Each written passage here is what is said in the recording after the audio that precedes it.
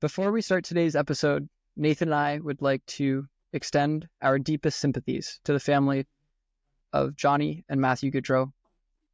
Both of them were very unfortunately taken from us a week ago, and it was felt here, it was felt around the hockey community, and our thoughts and prayers are with their families. Speaking about the Johnny Gaudreau and Matthew Gaudreau situation, both Nathan and I were very sad to hear about the news. Johnny was a player that I think both of us appreciated in the NHL, had on our fantasy teams at different points in time, and just really enjoyed watching play all together on the ice. Nathan, what was the first thing that you thought when you saw it, and sort of how did you hear about it? And yeah, just go into really whatever you want here, because it's an unprecedented time in the NHL. Yeah. So it happened last Thursday night after you and I recorded our first podcast episode. I was all excited about the podcast, and then as I was heading to bed, you messaged the group chat with all the guys saying that there was a rumor heading around on Twitter of Matthew and Johnny Gaudreau dying in a car accident or getting struck by a car, and I just didn't want to believe it. In my head, I was thinking, Alex, just shut up. Let me go to sleep. So I went to bed, woke up the next morning, and then saw the statements by the Blue Jackets and the Flames, and it was just so sad to see, because we ended up reading into the statements and then seeing that he was there in, I believe it was New Jersey, for his sister's wedding, and it's just a tragic loss for the family. Yeah, it is. And I mean, when I saw the first rumors coming out, a lot of Habs fans aren't on Twitter or don't check it regularly, but I was going to bed. It was like midnight, I think, and there was a report. There's a confirmed police report that there were two bicyclists who were struck on the side of a road and had been confirmed dead on the scene. And someone had taken that and replied to it and said it's Johnny and his brother. And I think the first reaction by a lot of people online was, hey, well, like, for you to say something like that, like, first, it's crazy to make that jump, which really only makes it seem more believable. But also, like, there isn't any confirmed reports, so the people who were reporting it had to be very, very, very confident in their sources to do so. A lot of those first preliminary tweets were deleted right after they were posted, but their effects, of course, on social media, it kind of got blown up out of the water. And when I woke up, it was like 6 o'clock in the morning or 7 o'clock in the morning. That's when I had a real source, Tim Peel, former referee in the NHL, who confirmed through his account that he had heard that it was Johnny and Matthew. And I mean, going to bed, it was one of those, Twitter does some weird things sometimes. I really hope it's one of those things. I don't know how somebody makes the jump to say that these two people who have died are Johnny and Matthew, so it felt very believable. But it was like, you kind of go into like a state of shock, like just like anybody else you would know personally, or any bad news just in general. And yeah, waking up, and then within a few minutes of me waking up and going on Twitter, there was the post from the Columbus Blue Jackets, and I mean, that was. I've been watching all of the clips of the Jackets team, and I mean, I can't imagine what they're going through right now. Like, that's. Yeah, like. Yeah, the Blue Jackets and the Flames. He was there for, what was it, 9 seasons?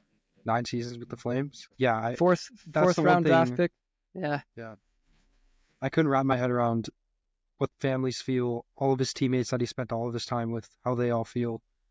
But one thing that was very nice to see yesterday was the Flames and Blue Jackets both had candlelight vigils at their arenas, and that was really nice to see. I saw in Calgary, there were thousands upon thousands outside the arena, moment of silence for Johnny.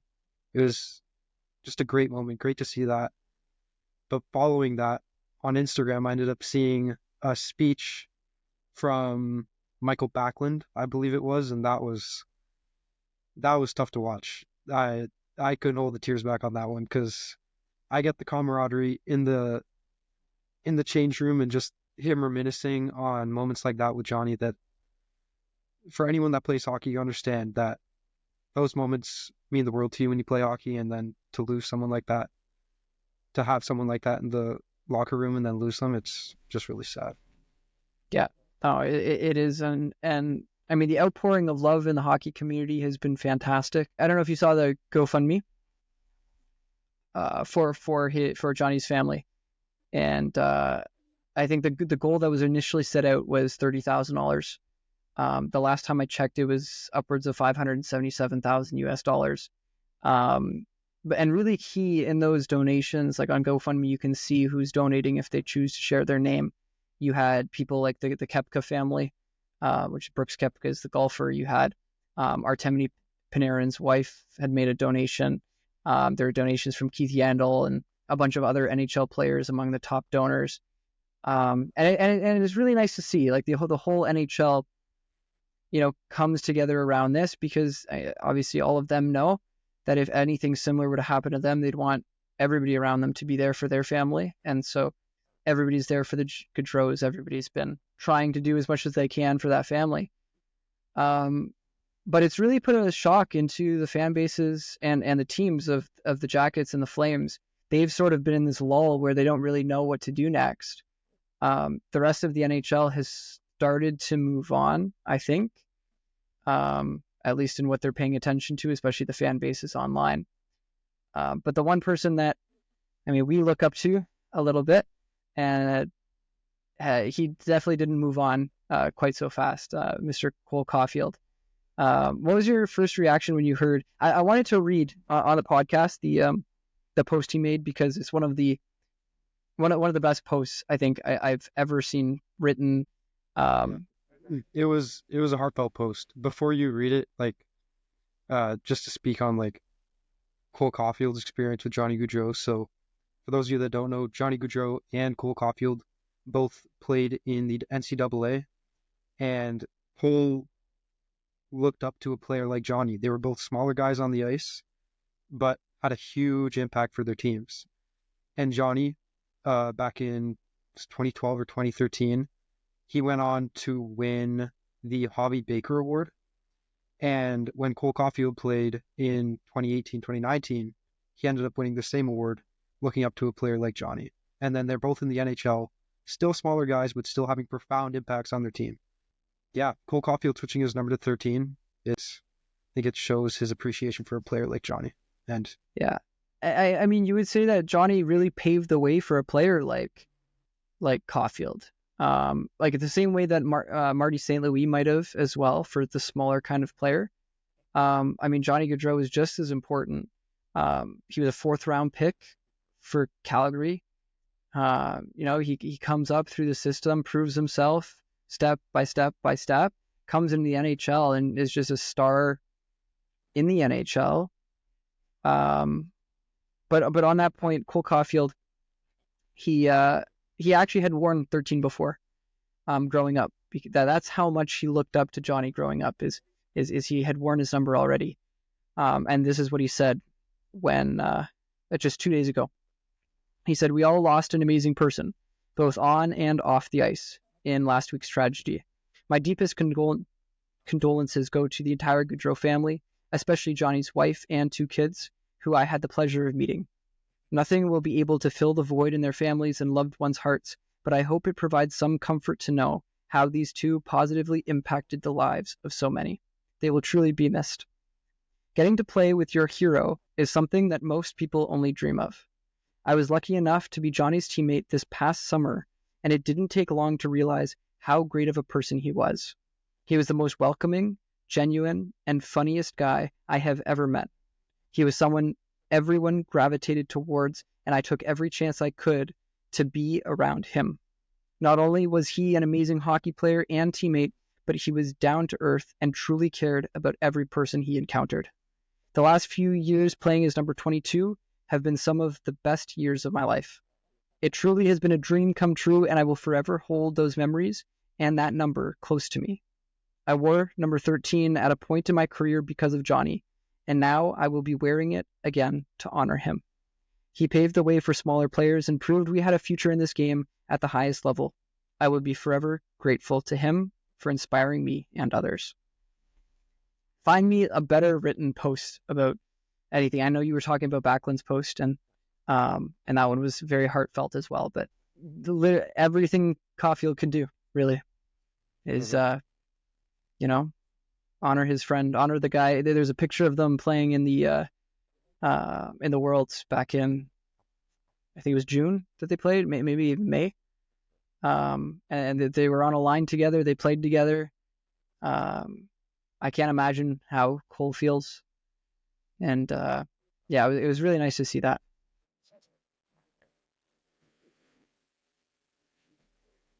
With Johnny and Matthew in our hearts, the NHL still goes on. And there are still a lot of things happening around the NHL. Nathan and I wanted to talk about some of them this week on the podcast. And the first one, the big one, the 112 number. Nathan, what happened with the Edmonton Oilers this week? That is big. Leon Draisaitl, 8 years, 112 million. I know McDavid loves that. Loves to see Draisaitl staying there for quite a long time. Because I know if I was McDavid, honestly, if I didn't see Draisaitl sign a big contract like that, would I be incentivized to stay in Edmonton that long? He's my right-hand man. But now that we know that he's going to be here for a while, McDavid's contract is coming up the end of this season? 2 years from now. 2 years from now, so he'll have to sign another probably fat contract then too. But knowing that he'll be there for another 6 years beyond that, I would like that if I was McDavid. So the big question here, 8 years, 112 million comes out to about $14 million a season.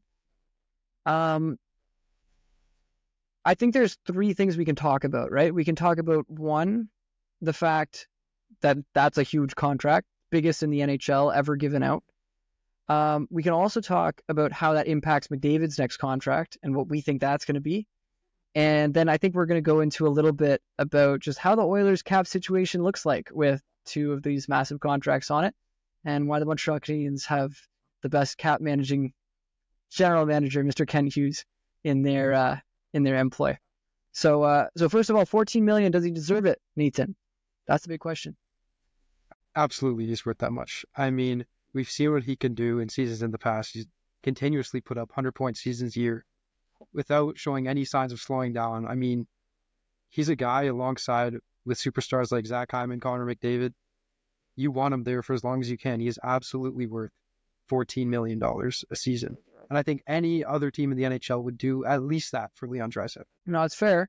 I'm going to play a little bit of devil's advocate. I'm going to say, a lot of public models say that his worth over the contract, over the length of his contract, is only going to be about $13 million. Okay.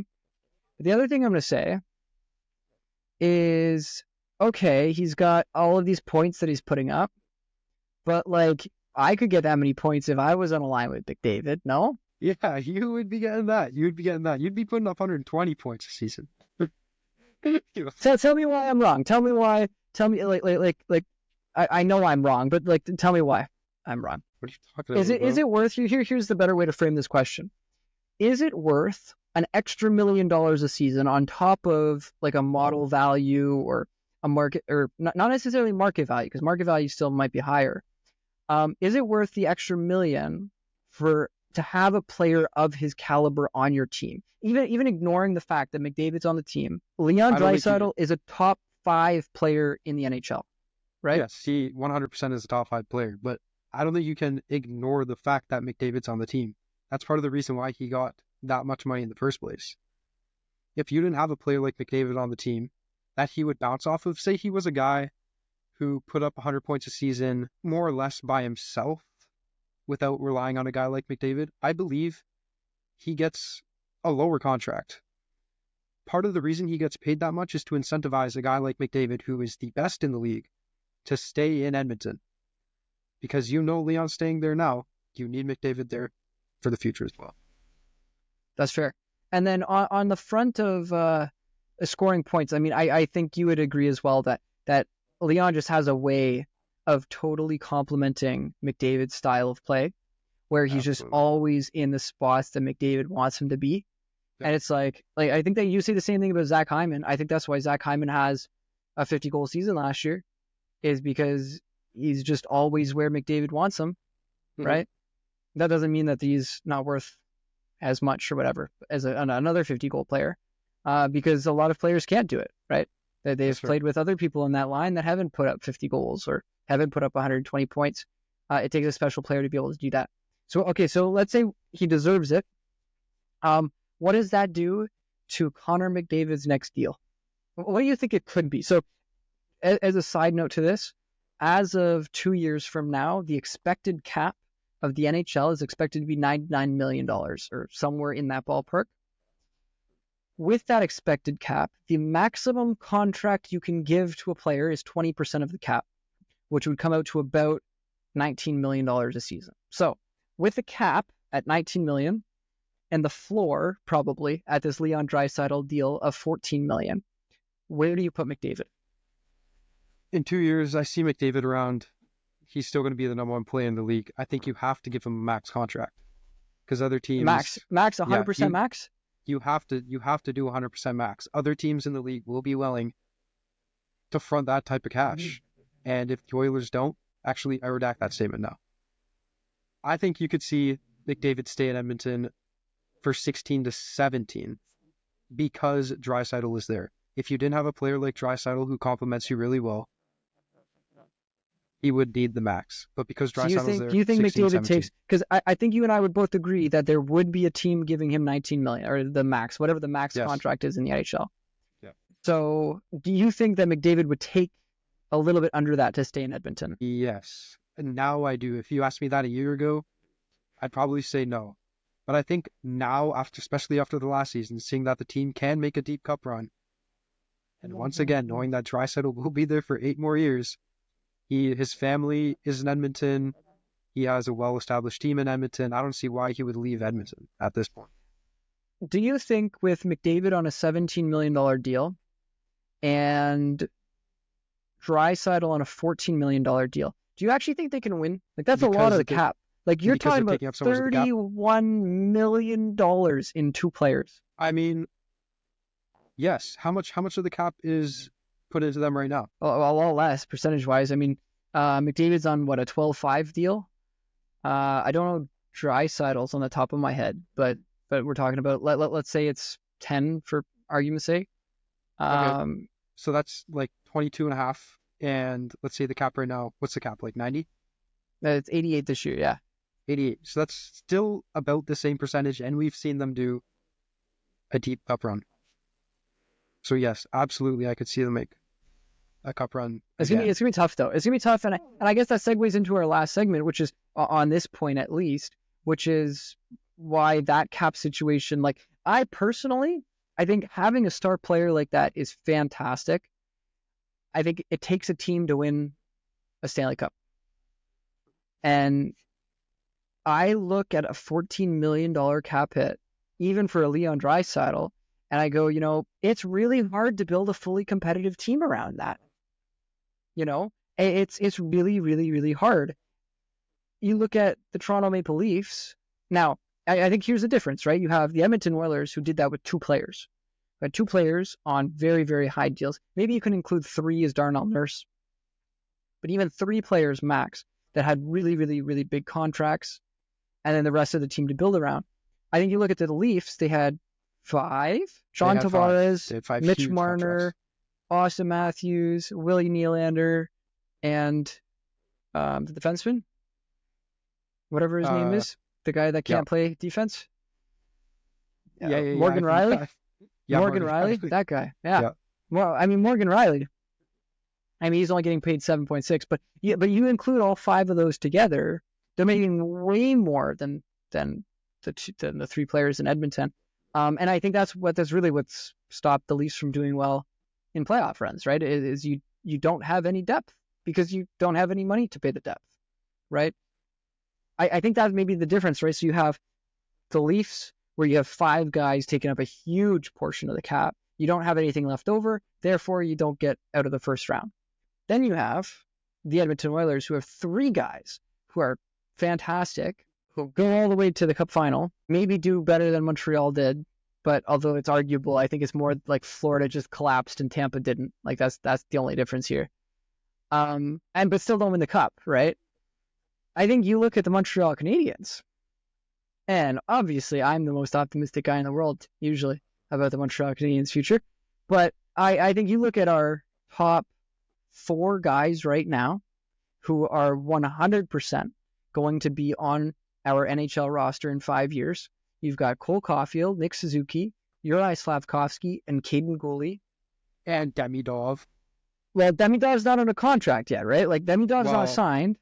Next year. We're going to take 3 years of his entry-level deal. We'll love those 3 years because we're going to pay him like $900,000 a year. Hopefully, we don't pay him... Well, sorry. I was going to say hopefully we don't pay him like 11 or 12 coming out of that entry-level deal. But actually, I'd really like to pay him 11 or 12 coming out of that entry-level deal because it means he's demolished in his entry-level contract. But either way, in those 3 years, you've got 3 full seasons. Like, who else do you have to sign in that time? Doc will be ending his contract, so you'll have to give him a new contract. That could be fairly big. Depends if he even stays healthy. But really, the foundation of our cap structure is that our entire first line, as it will play probably the first game of the season, totals $21 million. And over in Toronto, you've got 2 out of 3 guys that total $21 million. Over in Edmonton, you've got 2 guys that are going to be equal to more than $21 million, right? Maybe like I think the things that you can do with the rest of the team are just limitless when you have that kind of cap structure, right? So like my question for Edmonton is really if they can do it. Can they really, can they really build a team if they're paying that much money to their star players? Yes. It happened last season. McDavid and Draisaitl took up 25% of the cap space, and they made it that deep, which is what it will be in 2 years again. But they didn't win.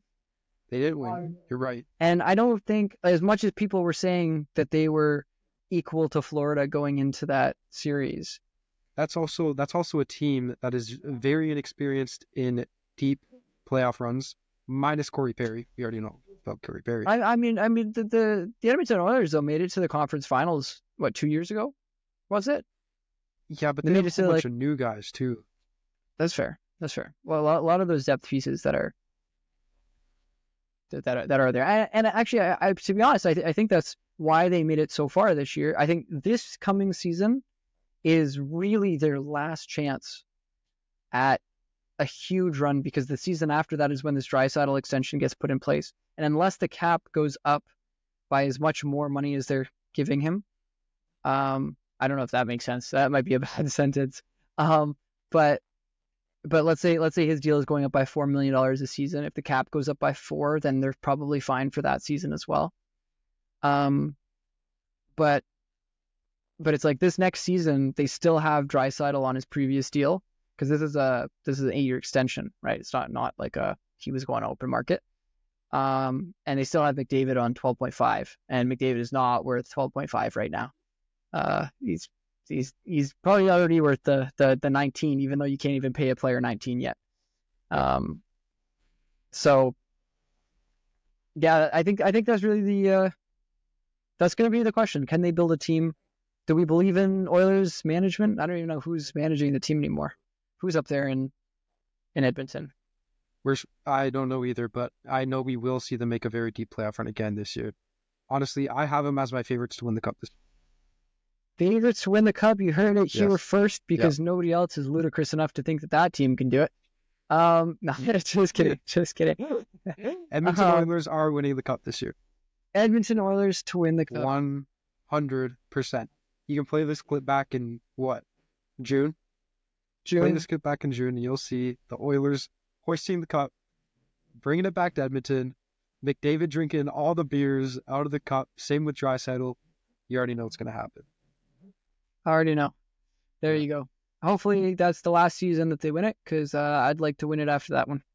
Yeah. Finally, Yeah. Well, once Demidov's here, once we'll have Patrick Laine that season as well. We'll see if he's any good this season.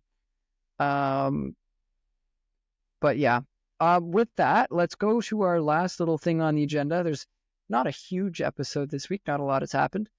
Not a lot is going on yet. Training camps are coming up. As a side note to all of this, the Montreal Canadiens have their golf tournament on the 18th, and that usually marks 2 days before the start of training camp. So the start of training camp should be on the 20th, and we'll get some preseason action a little bit later this month as well. But we heard a rumor. Sorry. Mm-hmm. I was going to say we might go see the Habs and Leafs preseason game in Toronto. We might. Maybe we'll record a podcast in. Could you imagine? At the game? We record the podcast during the game. It could be funny. But we did hear a rumor this week. Yeah.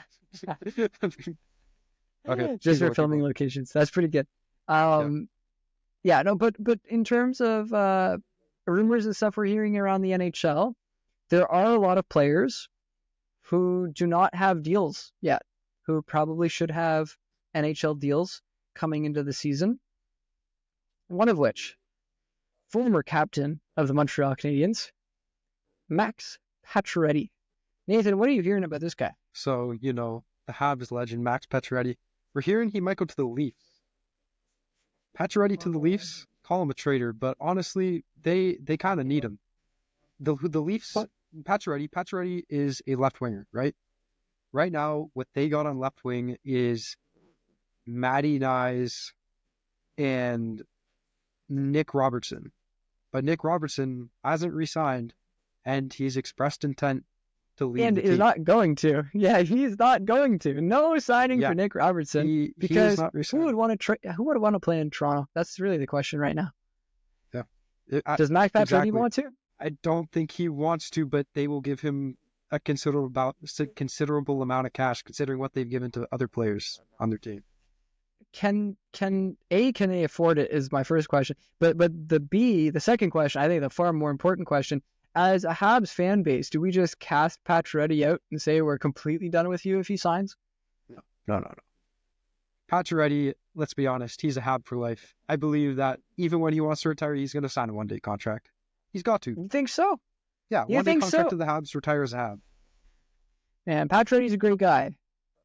But I can't say he was the best of captains, man. Like, God, when we traded him away, he wanted to leave. He was ready to rip up the whole city to get out of it, because there was so much pressure on him, and the team was losing so many games, and he was taking it and putting it all on his back, which I guess is a pretty good thing to do as a captain. But he took it a little bit too personally, and because he took it a little too personally, he put himself in a position where he couldn't perform anymore. I just don't think he was reflected as well in the media. I think he loved the team. He really did love the Nathan, team. Do you think there's a player on the Montreal Canadiens who's reflected well in the media by Montreal media? By Montreal media, yes. Montreal media, yes. The rest of the media sources, hell no. I don't know, because Montreal media can be pretty harsh sometimes. I mean, you look at Jonathan Drouin. When Jonathan Drouin was coming, everybody was like, oh, this guy's a savior. Within 3 games, they were telling him to leave the city. There were articles that were telling him that he should leave and never come back. Montreal media, we will only add to that, I must say. I will be very critical of the players on the team. But Montreal media can be pretty brutal sometimes. But I have to say, Nathan, it's not on our schedule. I wanted to talk about it because it's gotten me all riled up. Okay. Corey Pronman of The Athletic. I don't know if you know who this is. Corey Pronman is one of the lead writers at The Athletic who covers all of the prospects right before the draft, puts out his draft rankings, ranks the players in the NHL. Do you know what he put in his latest podcast, which I am convinced is a method only to get Habs fans mad? I swear this cannot be his actual take on everything happening in the NHL, because it is ludicrous if he believes what he wrote in that article. It is absolutely ludicrous. Tell us. I'm pretty sure he made it. He told us, he put You remember that guy that Ottawa took in the draft this year? Carter Yakumchuk or whatever his name was? The guy who was listed like 50th, no, not 50th, but like 12th on every single draft ranking that you could find anywhere. He was ranked 12th. He was taken 6th. Was it 6th? No, a 7th was Ottawa. So he was 7th overall, I think, because it was Arizona that picked 6th. He's taken 7th overall. This guy, Corey Pronman of The Athletic, puts him ahead of Ivan Demidov on prospects under the age of 22. He puts him above Yuri Slafkovsky on the list of people under the age of 2 in terms of what they're going to do in the NHL next. Like, what is this guy on? Also, he rated, and I have to say, some of the videos coming from Habs Twitter have been fantastic because of it. He put Lane Hutson as having average puck skills. Like, he ranks each player by the different skills, and he has a range, right? So it goes like a low, it goes below average, like elite, NHL star, and like the best kind of thing, right? He put Lane Hutson, the guy who scored 112 points or whatever it was in the NCAA last season. Most importantly, the guy who dangled around the Detroit Red Wings as if they didn't know how to skate, as if they knew how to skate as well as I do. That is how well he skated and puck handled around them in the 2 games that he played in the NHL. He rated them as having average puck skills. What do you think about that, Nathan Costa? I think this guy's got to stick up his, he's a politician. This guy sounds like an absolute politician trying to rile us up and get people like us to talk about him. But he's got us. And it's working. It's working. So, okay, that's insane. First of all, okay, Demidov, in my opinion, could even be ranked above Slafkovsky. So for you to have this, what's his name? The Ottawa guy? Yakumchuk. Carter Yakumchuk. I don't actually know if that's how you pronounce it. It would be Yakumchuk. He's a 6'3" right shot defenseman. I don't think I've heard his name since the draft, and the only reason I heard his name in the draft was because he was drafted higher than he was expected to go. That's the only reason. If he was drafted at 12, I still wouldn't know who this guy was. And who is this? Corey Pronman of The Athletic. Yeah, Corey Pronman. He's just got to stick up his ass. That's all I got to say. And that I have to agree with. I have seen some other models which put Lane Hutson as the 3rd most exciting player under the age of 22. And Ivan Demidov is 2nd, which they were 2nd and 3rd only to, or I guess they're a little bit lower because Connor McDavid was on there as well as Macklin Celebrini. But other than the 2 of them, like, who else in the NHL have you heard that has this kind of? Ivan Demidov should have gone first. I'm actually convinced. I'm convinced if you put Ivan Demidov in the CHL and he was playing against the London Knights and the Saginaw Spirit, I think he would have won. He would have been the first overall draft pick, and there would not have even been talk of Macklin Celebrini being that pick. He just would have been dancing around everyone. Would have been dancing around everybody. I don't know if you saw the video. Ivan Demidov actually had, this should have been on our schedule as well. Ivan Demidov had his first KHL game today, playing with SKA. Okay. Within the first period, he had a point. That's what we want to hear. Okay, wait. I got a question. I got a follow-up question for you. If you switch Demidov and Celebrini, so Demidov's in the NCAA, Celebrini's playing in Russia, do you think they still get drafted at the same positions? Or honestly, I wonder if we don't get Celebrini there. I think if you switch, oh my goodness, I can't talk. If you switch the 2, you put Celebrini in Russia, I think just the Russian factor alone right now, because NHL teams can't get scouts out there. NHL teams can't really evaluate the players how they want to when they're in the KHL or in any Russian hockey league. I honestly think that you would see a Celebrini would tear it up, just like Demidov did, They would tear up the MHL, but that Russian factor would just be a little bit too hard to get over, you know. And I think Demidov, like this kid is something else. There's even I saw a video of it today. He was skating up the ice on like the left hand side of the ice, and he's skating right at the defenseman who's trying to like skate backwards. He puts it along the board. He passes the puck into the boards, and by the time it's bounced out, he's already behind the defenseman and he's got the puck. So he passed it to himself by passing it around like off of the boards. And he's doing that in his first ever KHL game. The KHL is full of men. Like that is not a league for below 22-year-olds. Like this is like there are 35-year-old guys playing in the KHL. I mean, who was it? Evgeny Kuznetsov, I believe, just went over to Russia to join the KHL. Like we're not talking about some, hockey league where I'm playing. We're talking about like a real hockey league. This guy's started off by dancing around people. Like it's got to be so exciting for Montreal fans. So exciting. Actually, right before we started the podcast, I opened my phone to a Habs fan TV Instagram post, and it was them celebrating, going ballistic in a bar because the Red Wings scored that goal on us with 4 seconds left. And that's what got us into the position to get Demidov, the last game of the regular season last year. And you have to believe if Arizona was below us, and they could have been, they could have been worse than us in the standings. Arizona was not passing on Ivan Demidov.